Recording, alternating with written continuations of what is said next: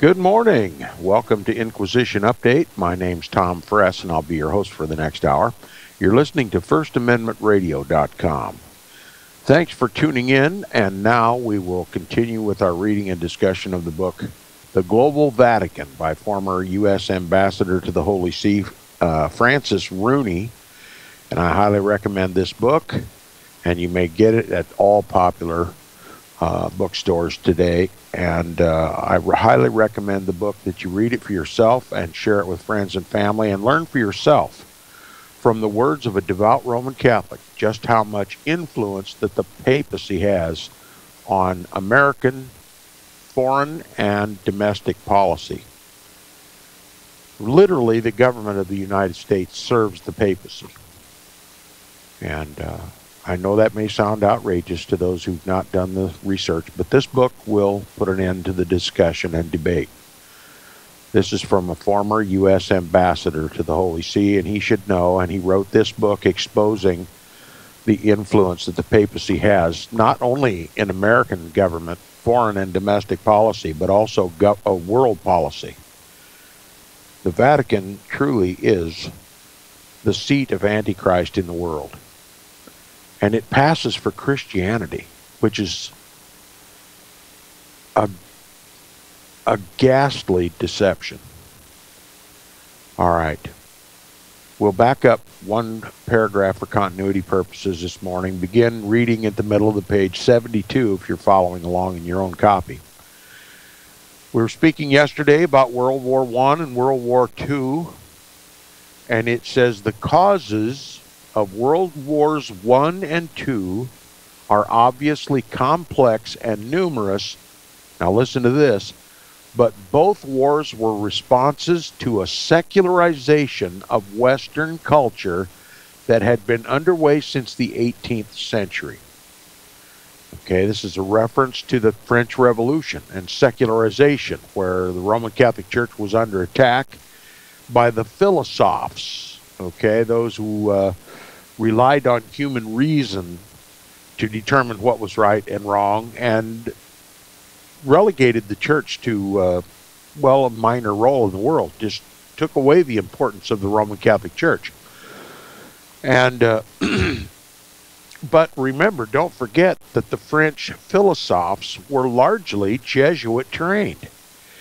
So the whole thing, while it appeared to be secularization, was a Jesuit plot.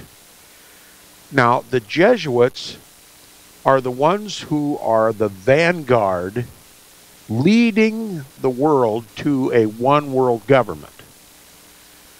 And of course,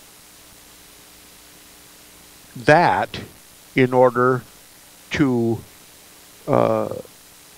impose upon the world its own form of religion, its own form of thinking, and to ultimately, the Jesuits, to ultimately rule the world. And make the papacy the spiritual leader, or the spiritual heart of this new world order. In the guise of putting upon World War I and World War II a secularization as the reason for these wars, what they really were, were crusades against the heretics. The Orthodox, the Russian Orthodox Church, the Eastern Orthodox Church, the Serbs, and also the European Jews and Russian Jews wherever they existed, and also Protestants. Okay, it was a Holy Roman Crusade, and of course, the Vatican had to find a way to cover up their crusade so that it didn't become known as a Roman Catholic crusade against the heretics. So it blamed the war on secularization. It blamed the war on the French Revolution. Make sense? I mean, after all, they need a cover. And so secularization, which was the cover for the Holy Roman Crusade against the heretics, the Orthodox, the Jews, and the Protestants, and the world lives with the outcome of those crusades today. Now, he says, as the influence and moral authority of religion waned, as a result of the French Revolution, I will add, replaced by nationalism, the state replaced the church. Now stop and think what this author has just told you. That this, as a result of this Jesuit-imposed secularization of the Western culture, normally under Roman Catholic Church control, put the emphasis off of the church and on to the state. Okay? Everybody looked to the state. Everybody became patriotic. In other words, their God became the state. Let me just put it simply. But don't ever forget that the only right state is that which serves the church. So this is even more cover for the Roman Catholic Church during this period. If the state serves the church, is subservient to the church, and imposes the Vatican's will upon the people, what care is there of the Pope that the emphasis goes upon the state? Okay? It's just more cover. The state is an intermediary between the Pope, the King of Kings and Lord of Lords, and the people. Where the Pope can't rule over the people, he relies upon the state to do that. So here, listen to the color of the language that he uses, implying that the church is taking a more insignificant and even more insignificant role in all of this modern Western culture, when in fact it was growing in strength by leaps and bounds. He said the causes of World Wars I and II are obviously complex and numerous, but both wars were responses to a secularization of Western culture and had been underway since the 18th century. As the influence and moral authority of religion waned, replaced by nationalism, the state replaced the church. Okay? So the church is not a factor, when in fact it has more power than it ever had before. See how Rome covers up her crime? And it says the new secular states, so-called, worshipped only their own power, and power led to the exercise of force. There was one other time in history, I will add, where force was used. That was during the Crusades, when the nations gathered up all the so-called Christians, the Roman Catholics. After all, Europe was Roman Catholic largely, and they amassed large armies to conquer their enemies, the heretics, the Muslims, the Protestants, those who protested even before the Protestant Reformation. Okay, so the only thing that's changed is the language used to describe what's going on. The use of force, coercive force, has always been the primary weapon of the Vatican to improve its position and power and authority and jurisdiction in the world. Wherever you see the exercise of force in the world, you have to suspect Rome's hand is in it. And if you took my advice and read the extreme oath of the Jesuits, the oath that they swear when they become fully fledged Jesuits, you know that they are the fomenters of wars.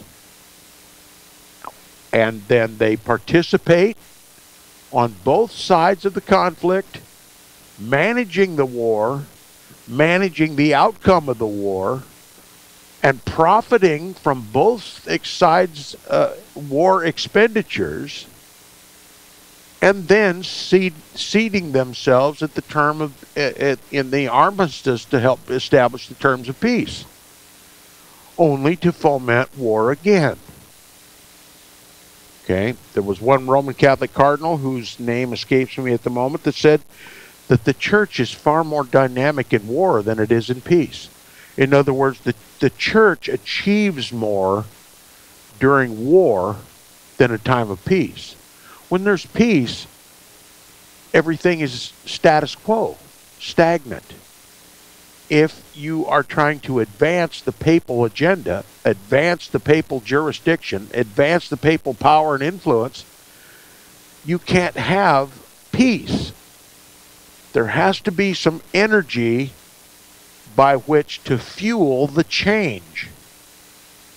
So war is the motivating factor. Now, he says, long before the assassination of Archduke Ferdinand of Sarajevo in the summer of 1914, European nations were building up arsenals and preparing for battle to protect and enhance their hegemony.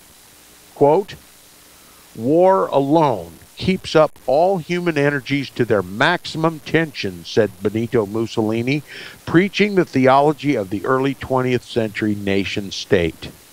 Unquote. So look, it's the same philosophy that the Roman Catholic Church has.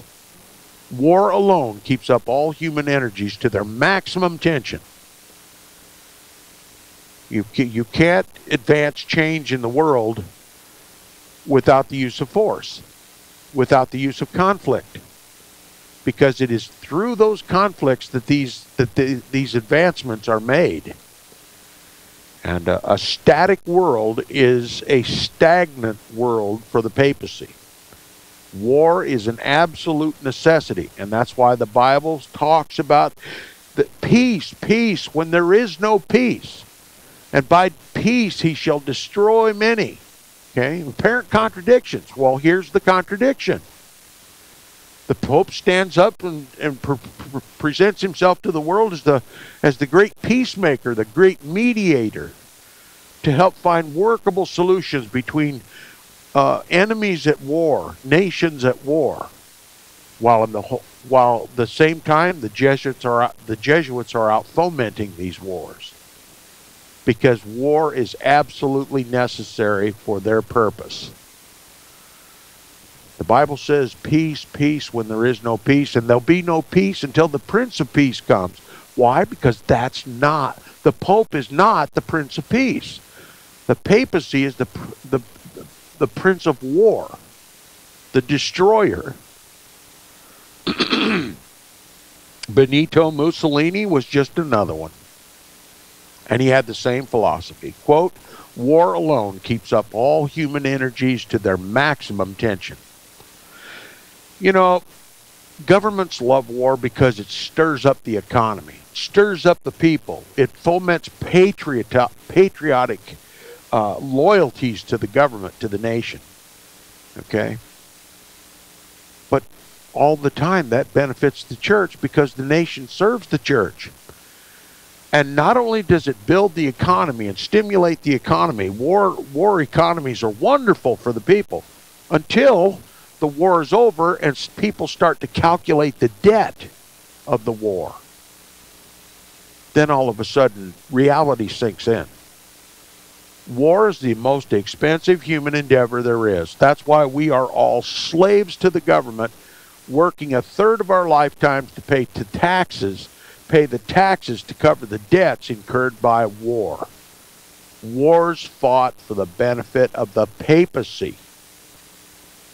Every one of us, Bible-believing Christians who understand our scriptures and who understand history and the role that the papacy and the Jesuits play in it, we all should be war protesters. War is the means by which the papacy advances her agenda for global government. There's no holy wars. Okay, there are no wars to maintain the sovereignty of the United States, nor the liberties enjoyed by its people. Wars are fought for the purpose of enslaving the entire human race, indebting the entire human race. And what is a debtor? He's a servant to his creditor, a slave to his creditor. That's why the nations are swimming in debt beyond which they are able to pay. Okay? To enslave us all. That's the purpose. You see, the papacy sees two classes of people. The people, the serfs, and the ruling class. And so the ruling class serves the papacy because he's the ruler of rulers. And we are all made slaves to service that slave master. Now, continuing where we left off yesterday, he said the Catholic Church would never again exert the kind of influence it held over Europe in the Middle Ages, but in this environment it found a new role, a necessary and difficult one, as the buffer between nations that wish to eliminate one another. So here you have it. While the Jesuits are out fomenting these wars, creating the dynamic to help elevate the papacy to global supremacy, the papacy stands aloof and calls for peace and acts as the role of a mediator between enemy nations. And the world buys it. The world can't see through the smoke and the mirrors. This isn't rocket science. This is easy once someone exposes to you the strategies used by the Vatican. He says, how well the Vatican performed during these critical years has been and still is a subject of great debate. The Church has been criticized for intervening too much, especially in World War I, and too little, especially during World War II. War was a no-win situation for the Church. Listen to what he says. War was a no-win situation for the Church. Now, who benefited when the Orthodox Serbs were slaughtered in the former Yugoslavia? Who benefited when 6 million Jews who protested the creation of a modern nation state of Israel, who benefited when their voice was silenced? Who benefited when the Protestants of Europe, where the Protestant Reformation got its birth in Germany, who benefited when those Protestants innumerable, everybody can tell you there were 6 million Jews slaughtered in Germany. Who can tell you how many Protestants were slaughtered in Germany? And who benefited? Rome just loves to pit heretics against heretics. That way she doesn't have to fight anybody. She just drives the heretics to kill one another. And that's what's going on today. Protestant USA fighting the Muslim wars. Two heretic nations fighting to benefit the papacy. Did you get that? The papacy considers the people of the United States of America to be cannon fodder. That's why we fight so many wars. That's why our government involves us in so many wars. The papacy wins every time a Protestant nation goes to war against another heretic nation like the Muslims. Bombing mountains, empty mountains in Afghanistan to raise up the war debt. And to paint the United States as a warmonger, which it is, a crusader for the papacy. It's a win-win situation for the Pope. This author says war is a no-win situation for the Church. He's an abject liar.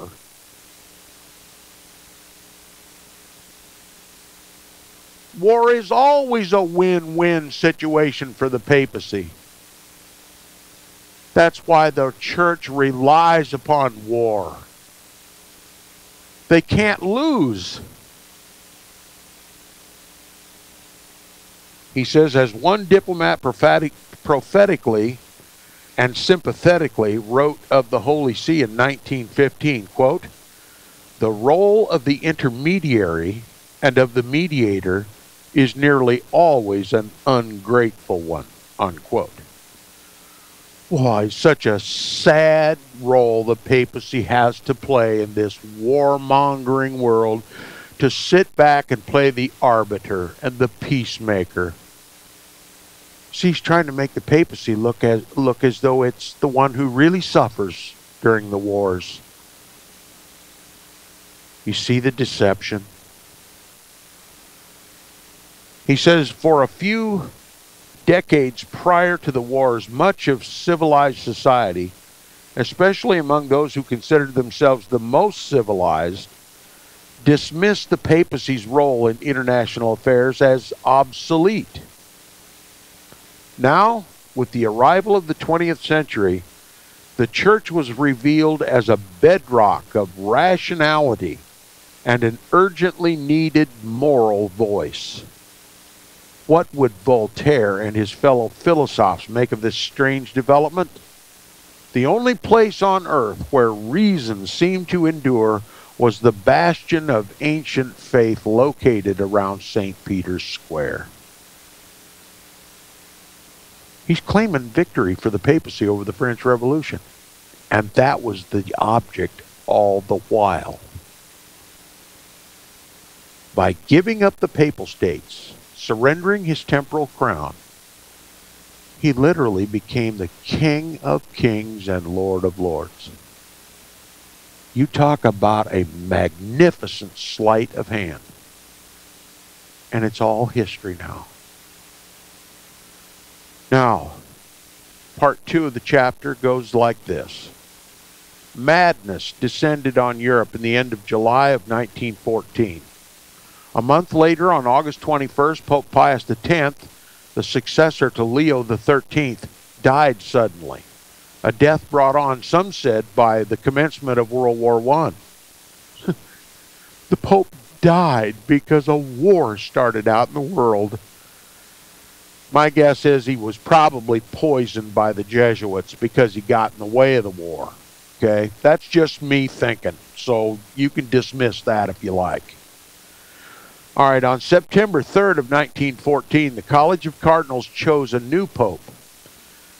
The Archbishop of Bologna, Giacomo della Chiesa, was crowned as Pope Benedict XV. A tiny man with a raspy voice and a slight limp, possessing, as one American journalist put it, neither spiritual nor temporal majesty, Pope Benedict XV did not make a powerful first impression. When American Cardinal James Gibbons arriving in Rome too late for the conclave, heard of Della Chiesa's election, he asked, "Who is he?" Okay? Benedict XV apparently did not make a long-lasting impression either. He has faded into near oblivion in the years since his reign. The title of his biography by historian John Pollard says it all, The Unknown Pope. But Benedict XV has not been entirely forgotten, certainly not by Benedict XVI, who honored him as a namesake. Benedict XV was a prophet of peace, as Pope Benedict XVI called him, a man who gave everything he had to stop a senseless war. Do I need to repeat myself? Every war is fomented by the Roman Catholic Church through the Jesuits. All right? They're crusades. No matter how they're camouflaged, no matter how they're couched to the world, no matter what reasons are brought forward for the war, they are always secretly intended to attack the church's enemies, the heretics, the Protestants, the Jews, the Orthodox. And this Pope is only remembered as a peacemaker. Do you buy it? We'll be back and continue with our reading and discussion of the book, The Global Vatican, by former U.S. Ambassador to the Holy See, Francis Rooney, on Inquisition Update right after the break. Stay tuned.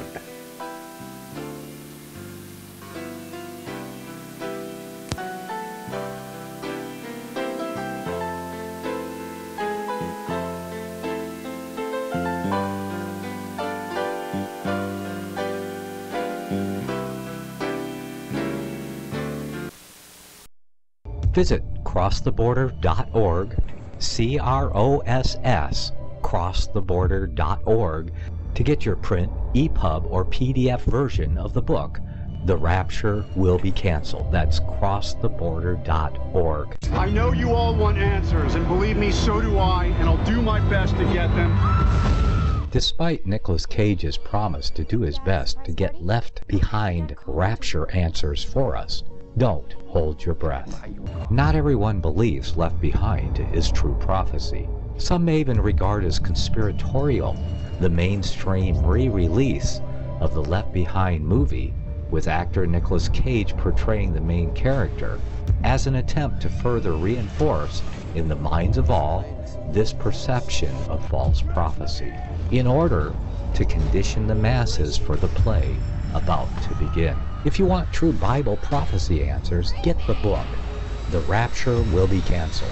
The author exposes the Latin rapture origin, the 7-year tribulation deception, true Bible revelation of Daniel's 70 weeks, the abomination of desolation, the restrainer, America in the Revelation, the image of the beast and the mark of the beast, and the truth about God's chosen people, and so much more about Bible prophecy. This book will shatter the Left Behind paradigm of future events. Get the book, The Rapture Will Be Canceled. Visit crosstheborder.org, C-R-O-S-S, crosstheborder.org, to get your print, EPUB, or PDF version of the book, The Rapture Will Be Canceled. That's crosstheborder.org.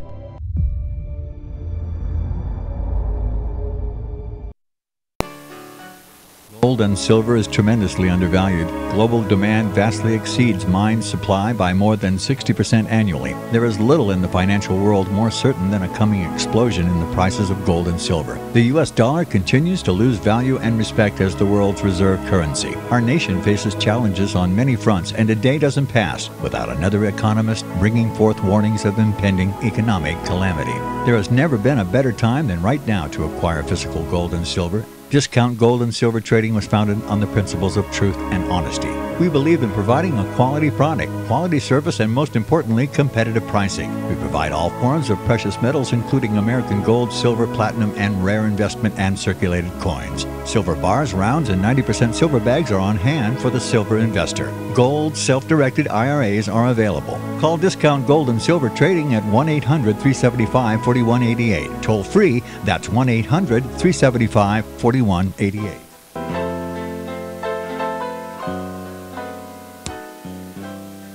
Welcome back from the break. You're listening to the second half hour of Inquisition Update on First Amendment Radio. If you would like to support Inquisition Update, please support First Amendment Radio, who sponsors the program. And if you wish to contact me, please do so by email. My email address is tom@seawaves.us. Now, the author, Francis Rooney, former ambassador to the so-called Holy See, the seat of Antichrist, I may just be explicit about it, goes on to laud the humanitarian efforts of this great peacemaker, Pope Benedict the 15th. He says, Benedict the 15th's humanitarian efforts alone, whether in providing relief for war refugees, care for battlefield casualties, or arranging the exchange of prisoners of war, were unparalleled, and they extended well beyond Catholics. Stop. Who were the casualties? The heretics, right? That's the purpose of the crusade, to kill heretics, isn't it? So if the Pope's going to be a humanitarian, and he's going to help the sick, the refugees and casualties, and arranging the prisoners of war, the exchange of prisoners of war, who is he doing it for? Heretics. Okay? But the author uses this as an opportunity to laud the charity of the Vatican to go beyond Catholics. You see the deception?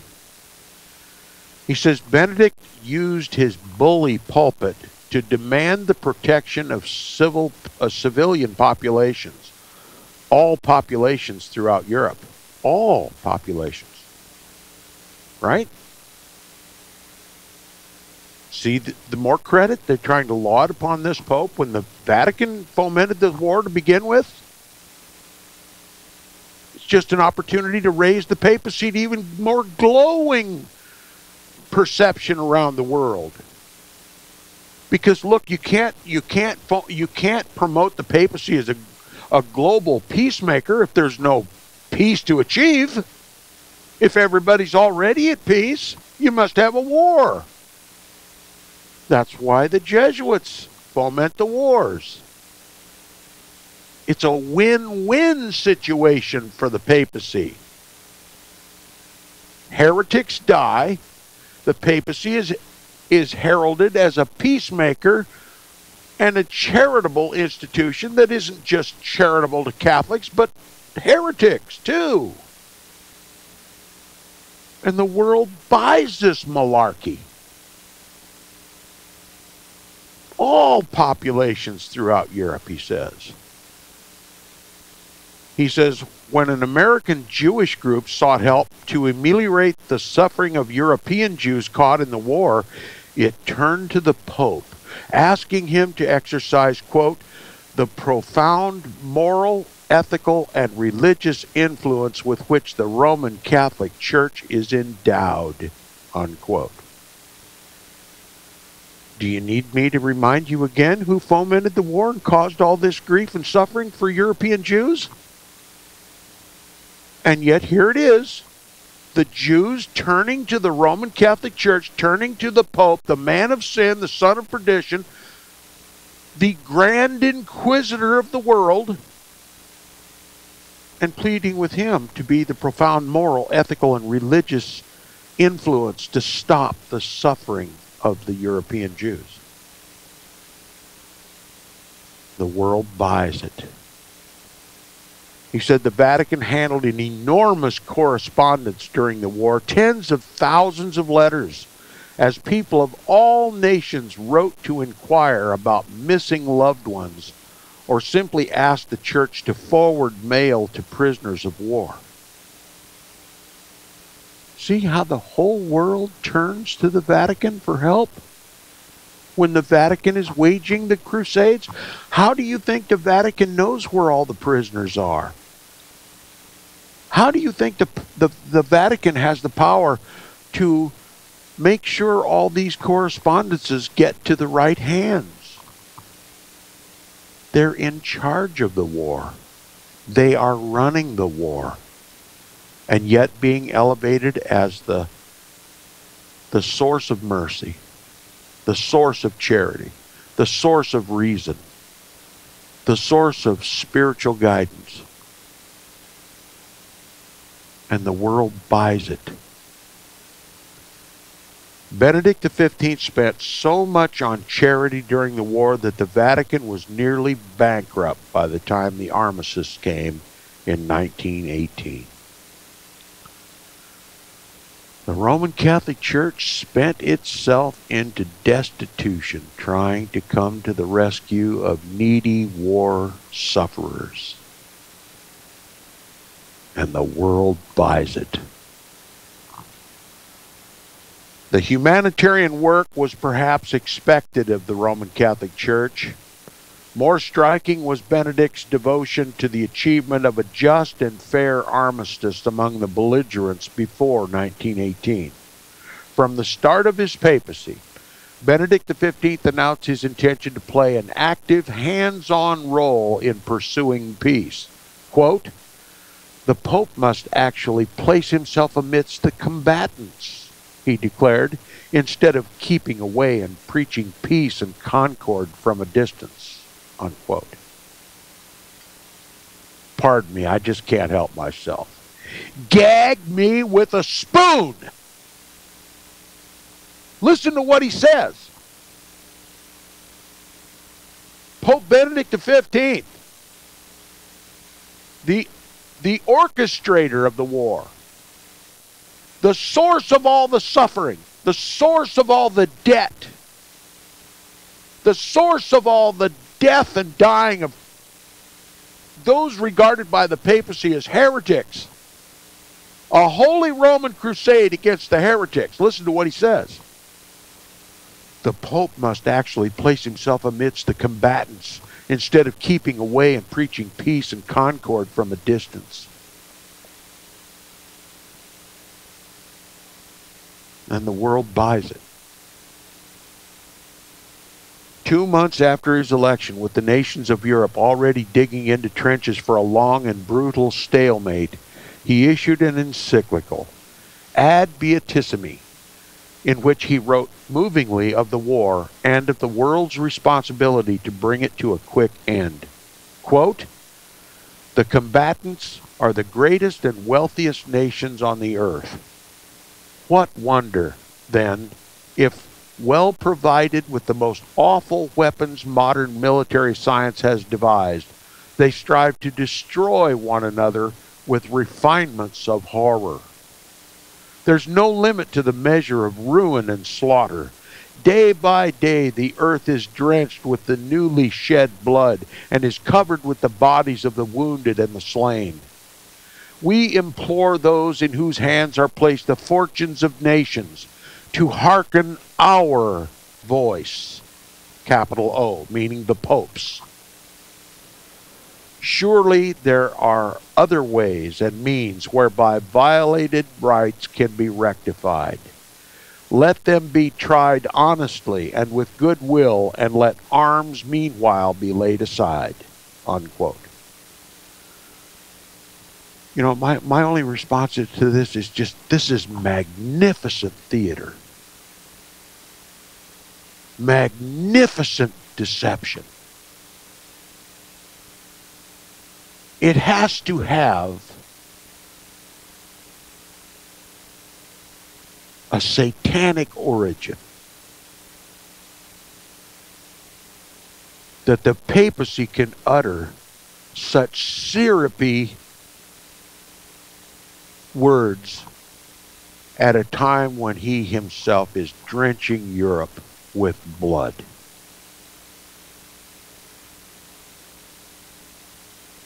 The world buys it. He says, as the conflict continued unabated, Benedict offered a series of proposals. Some made public, others kept secret. He was a graduate of the Vatican's Pontifical Ecclesiastical Academy, trained and experienced, I will add the words, by the Jesuits, as a diplomat. And he put all his skills and energy to the peace effort. Working under him was Cardinal Secretary of State Pietro Gasparri, along with a brilliant young diplomat already recognized as a rising star of the Curia, Eugenio Pacelli, the future Pope Pius XII. They're going to continue this bloody conflict even through the pontificate of Pope Pius XII. And they were just training their man to take the role of Pope when this one gave up the ghost. Generational war. Okay? He says the common theme in Benedict's peace proposals was their insistence on status quo ante bellum. In other words, peace required a return to conditions more or less as they were before the outbreak of hostilities, with no winners or losers. Okay, that's what status quo ante bellum means. Return to the status quo before the conflict. A punitive result, Benedict warned, would not sow a lasting peace, but only plant the seeds of vengeance. Quote, "Remember, nations do not die," unquote, he wrote with a remarkable prescience in the first anniversary of the war's outbreak. Quote, "Humiliated and oppressed, they bear the weight of the yoke imposed upon them, preparing themselves for their comeback and transmitting from one generation to the next a sad legacy of hatred and vendetta," unquote. And this is precisely why World War II was necessary, because the terms of the armistice of World War I were so punitive against Germany that it necessitated the Second World War, and the crusade, after taking just a brief intermission, was perpetuated by the Nazis. You see what happens when you have Jesuits on both sides of every conflict, managing the conflict, profiting from the war, both financially and politically, and then seating themselves as the arbiters during the armistice to achieve the peace. And at the same time, leave the seeds of war sprouting for the next conflict. That's exactly what happened in World Wars I and II. They were not because of the secularization of the Western culture. It was because the Jesuits were leading a world war against the heretics. Many people hear me say from time to time that Rome was getting too much negative press in the dark days of the Dark Ages with the Inquisitions. You know, courts of inquisitors going from city to city and state to state, rounding up the heretics, putting them on trial without legal representation, and then just slaughtering them. Rome had to find a more efficient way to deal with the heretics, and thus put the blame on someone else besides her hooded inquisitors, and take the blame on herself. And so they devised world war.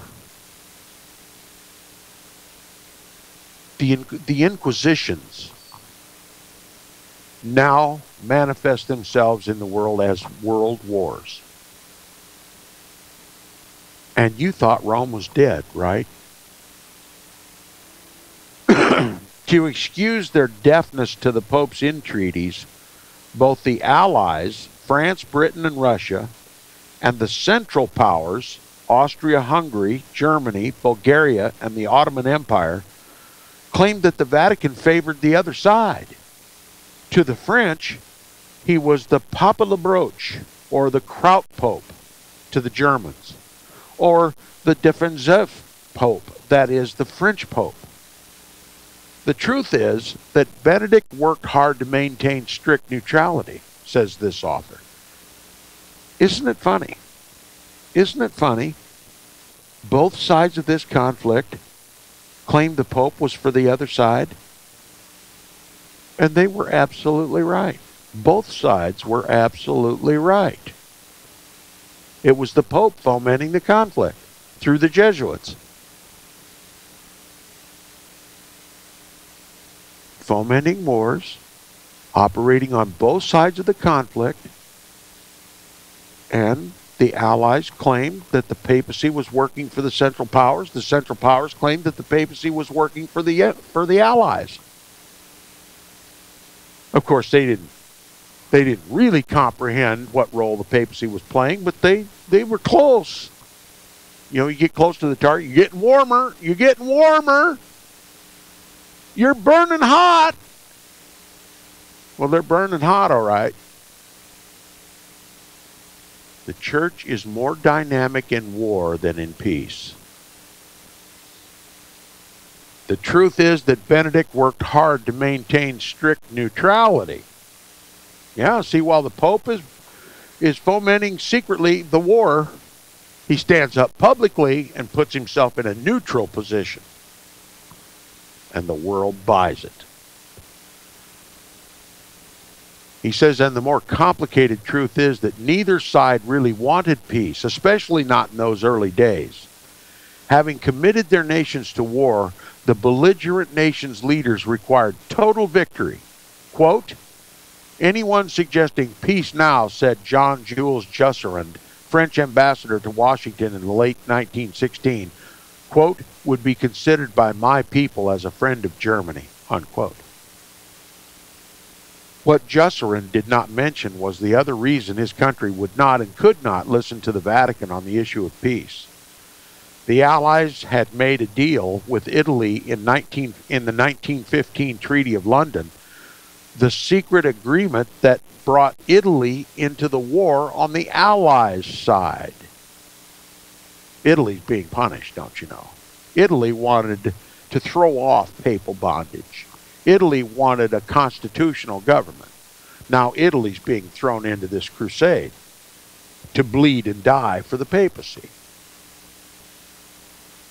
He says the Italian government did not want to give the Vatican a chance to push for the restoration of its temporal property. Remember, the French Republic confiscated all the church property, and they worried that a peace conference would present a platform for the Pope to do just that.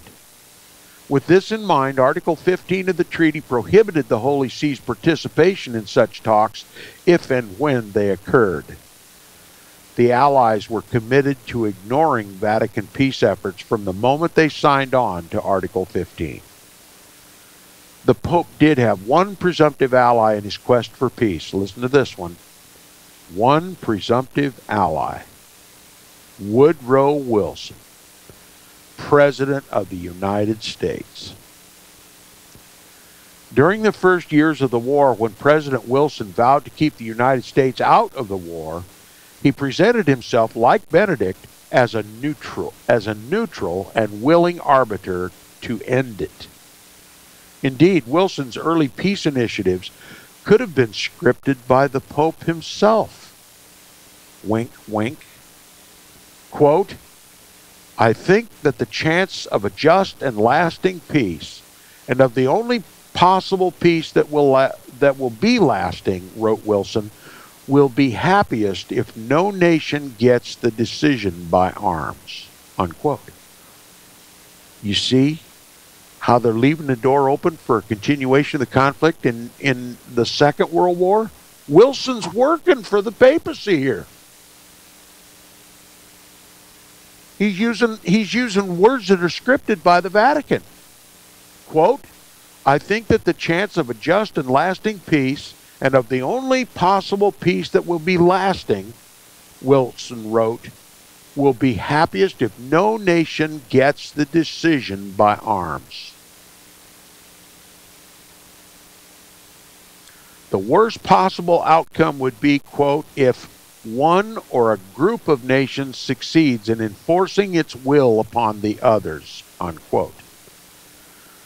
Wilson was still talking more or less the same line on January 22nd, 1917, when he delivered his famous Peace Without Victory speech to the U.S. Congress, calling for an agreement, quote, among equals, without humiliation, victors and vanquished, unquote. In other words, a settlement of the war to end all wars. When the truth was they were using the war to foment a second world war. You see, you just can't achieve all the objectives that the Vatican intended for Europe and the world with just one war. There had to be two. And one of those main objectives was the creation of a modern nation state of Israel, so that the Vatican could foment its phony futurist fulfillment of Daniel's 70th week prophecy. You never hear anybody talk about that. You'll hear all kinds of talk about the League of Nations and as a stepping stone to the creation of the United Nations. You hear about this all being the arrangements, the foundational work for the eventual creation of the European Union, a global or a contiguous Europe under Roman control, but you'll never hear anybody tell you that the First and Second World War was to create the necessity for the creation of a modern nation state of Israel, because the last act in the global play for the papacy will be on Mount Moriah in Jerusalem. That's where the decision of the world will be made. Either to worship Christ or to worship Antichrist. That's what it's really all about. The United States has played just as great a role in deceiving the world as the Vatican. That's because they are spiritual partners.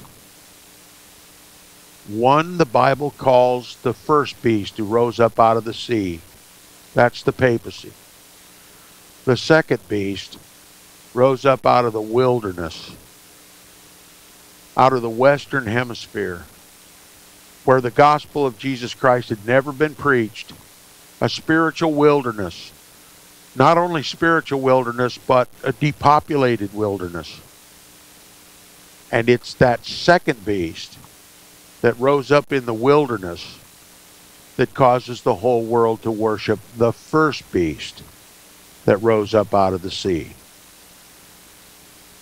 It's a hideous reality, and we must wrap our brains around it, and we must decide who we're going to serve, who we're going to believe. It's all about what we believe.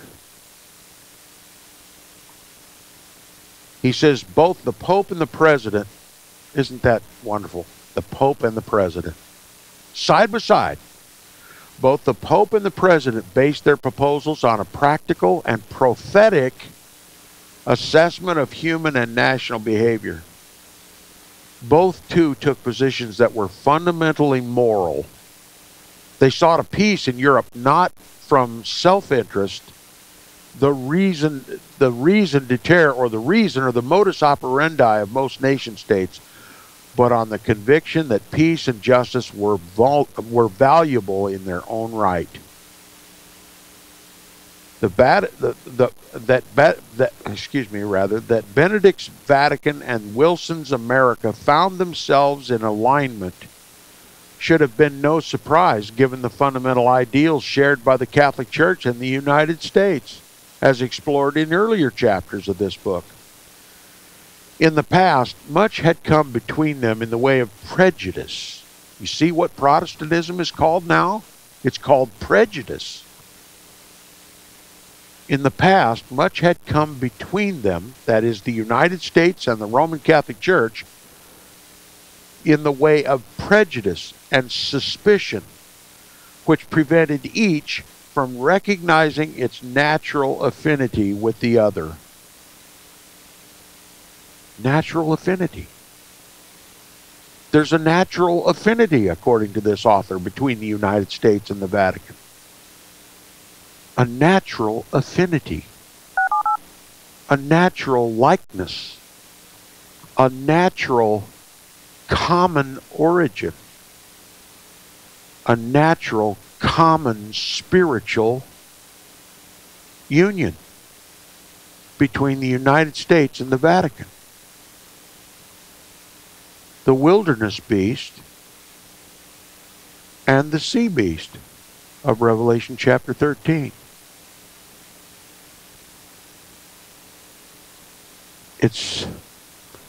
I know it's hard to understand. It's hard to accept. But we have to accept it. It's the truth. It's the biblical and prophetic truth. I'll be back tomorrow.